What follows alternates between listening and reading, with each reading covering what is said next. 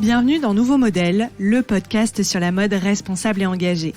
Je suis Chloé Cohen, je suis journaliste et aujourd'hui vous écoutez le 5e épisode de la série Une mode meilleure pour un monde meilleur.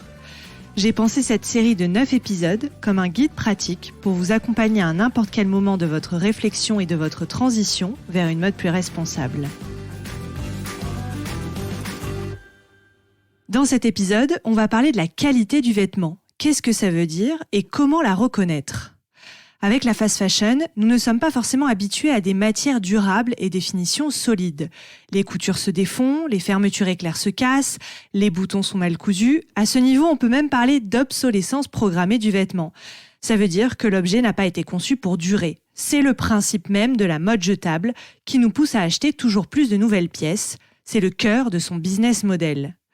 Alors toujours dans la même Bible sur la mode éco-responsable, Morgane et Fanny listent les critères susceptibles de nous aider à reconnaître un vêtement de qualité. Je vais vous en donner quelques-uns ici. Bien sûr, la liste n'est pas exhaustive et n'hésitez pas à la compléter avec vos propres exigences. Commençons avec les tissus. Les matières doivent s'adapter à nos mouvements pour éviter de s'user trop vite. Elles doivent être respirantes pour éviter les taches de transpiration et les vêtements qui jaunissent. Le lin, le chanvre, le coton, en fait les matières naturelles répondent bien à ces critères. En ce qui concerne le mélange des matières, il est parfois nécessaire, surtout quand il y a des fibres recyclées dans la composition, car elles sont plus courtes et donc moins résistantes. Mais un mélange polyester-matière naturelle n'est pas forcément justifié, la pièce fera peut-être des bouloches. Il faut également vérifier l'épaisseur du tissu. Un coton fin, presque transparent, tiendra beaucoup moins qu'une matière un peu plus épaisse. Cela ne veut pas dire que le tissu nous tiendra plus chaud, pas du tout, simplement qu'il durera plus dans le temps.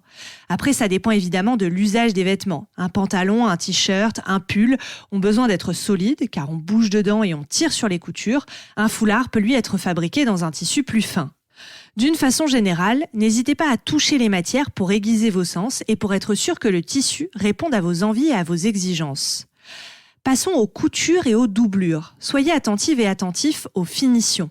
Les coutures doivent être régulières, bien droites et sans fil apparent, sinon c'est mauvais signe. Sur les motifs, une bonne technique pour reconnaître un vêtement de qualité, c'est de vérifier que les carreaux ou les lignes, par exemple, se rejoignent au niveau des coutures. Les doublures, elles, doivent rester invisibles et elles sont notamment utiles pour les robes, les pantalons ou les vestes. Elles ne doivent pas nous gêner et rester discrètes. Elles sont là pour apporter plus de confort, pour qu'on enfile plus facilement le vêtement, comme une seconde peau. Troisième critère à vérifier, les cols, les poches et les boutons de nos vêtements, un peu tous les accessoires en fait. Les cols d'abord doivent tenir seuls et rester en place. Le col d'un t-shirt de qualité, par exemple, ne doit pas bâiller, s'élargir ou s'affaisser parce qu'on l'a porté plusieurs fois. Un tissu suffisamment épais permettra de maintenir une jolie forme. Je pense notamment aux t-shirts de la marque Patine qui tiennent merveilleusement bien. Les poches aussi doivent tenir en place sans bâiller, sans s'ouvrir et sans qu'on ait besoin de les aplatir ou de tirer sur la doublure. Pour les boutons, ils doivent être alignés et solides, sans tomber au bout de quelques essayages. Bon, ce sont simplement quelques pistes pour vous aider à reconnaître un vêtement de qualité, mais c'est important, car qui dit qualité dit main-d'œuvre attentive et donc logiquement bien traitée. Cela veut aussi dire que la personne a pris le temps de la confection et n'avait pas besoin de coudre à la chaîne des milliers d'exemplaires. Donc la qualité du vêtement est souvent synonyme de bonnes conditions de travail et d'une marque responsable. Évidemment, les erreurs arrivent et même une marque éthique peut avoir des soucis sur une pièce. Dans ce cas, le mieux est d'en discuter avec la marque pour tenter de comprendre ce qui a bien pu se passer. Pour conclure, un vêtement de qualité, c'est un vêtement qu'on conservera longtemps, qui ne se déformera pas, ne rétrécira pas au bout de quelques lavages si on a bien suivi les consignes d'entretien sur l'étiquette.